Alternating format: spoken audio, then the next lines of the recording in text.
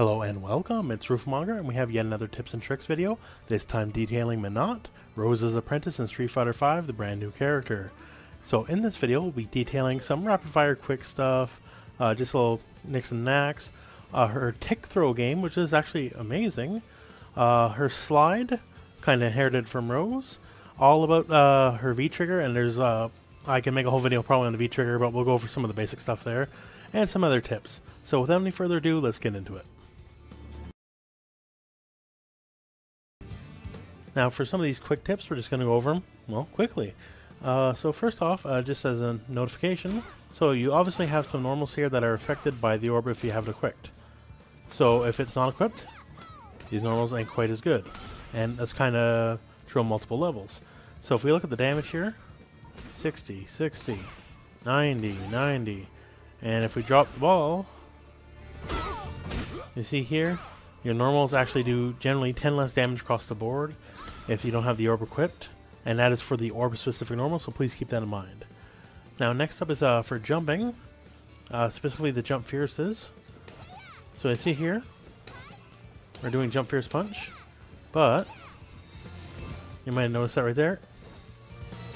If you do it coming down, so deep jump in, your orb will be temporarily unequipped. That's what's happening there when the flash happens, that's your equip.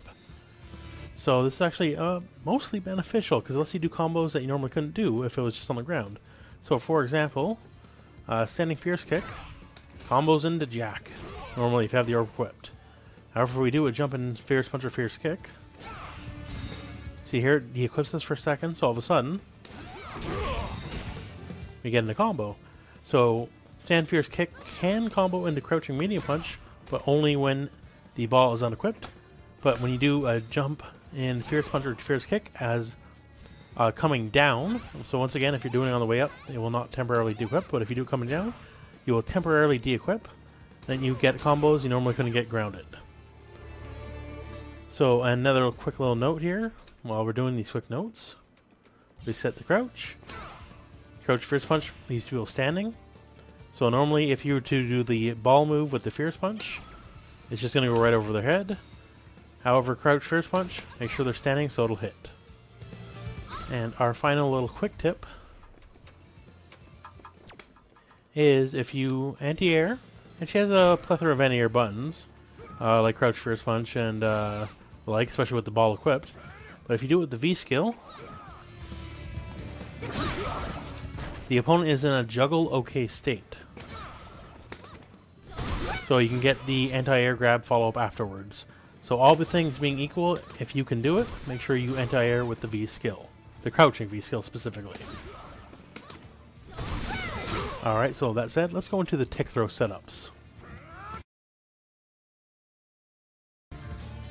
Now, next up I want to mention her tick throw game, which might be the best in the game for her tick normal throws.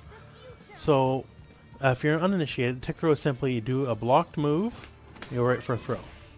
So I don't have the numbers in front of me or anything right now, but as far as I can tell, she has the highest or longest normal throw range in the game. So if we use Akuma as an example, Akuma can go stand like kick, normal throw, tick throw without moving, because normally tick throws, you gotta move forward just a smidge. So he can do it without moving, and hey, so can Menat, right? But it doesn't stop there. So not just stand like kick, stand like punch,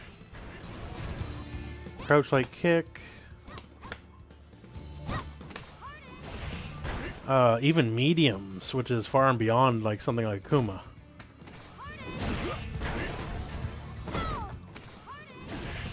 And now for Menat, even specifically, like say we do medium kick, we get the tick throw set up on hit or block. Like that's kind of unheard of in Street Fighter V.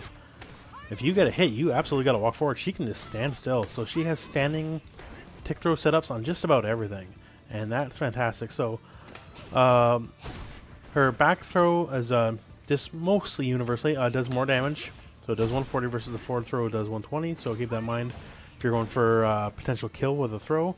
But yeah, so she has standing tick throw setups, unmoving tick throw setups off basically most of her jabs and most of her mediums, and that's fantastic. That's, like I said, kind of unheard of Street Fighter V, so make sure to abuse that.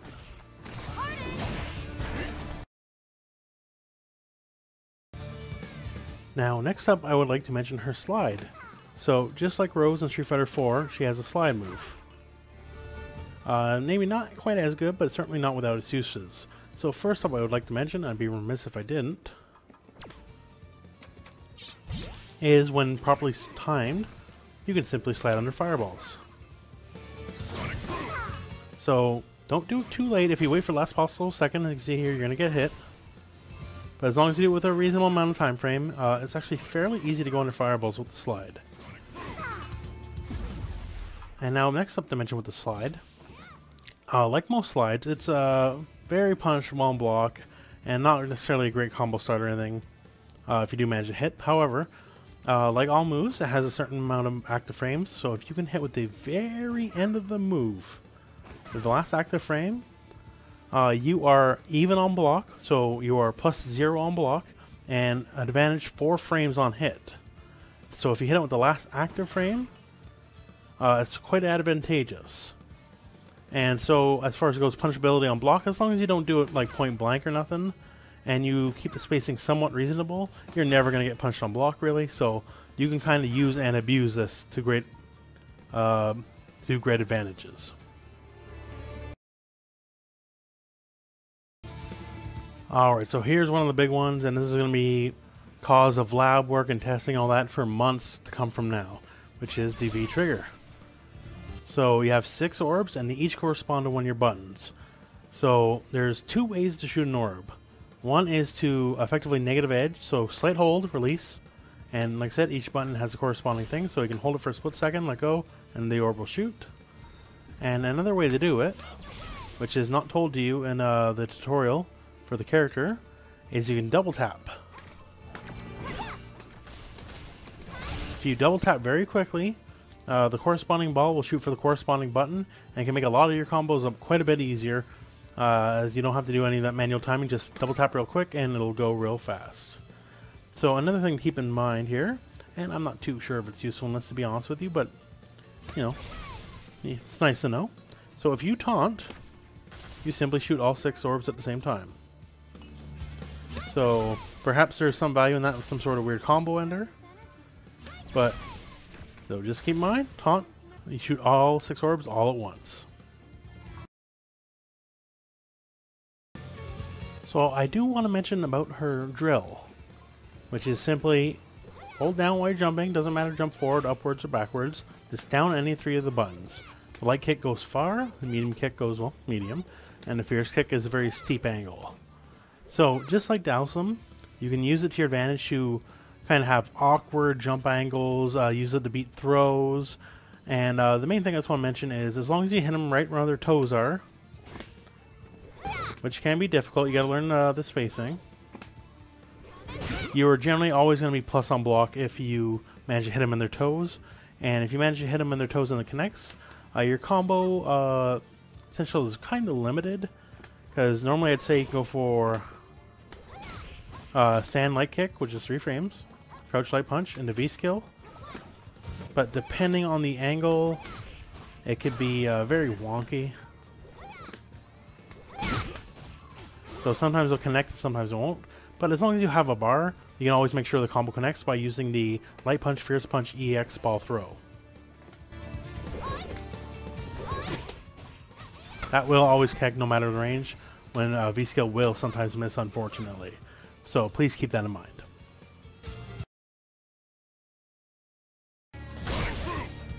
Now I would like to quickly make one note about her V reversal. So if you've seen it in action, it's somewhat similar to like say an Ed or Nash, and it brings you to the other side.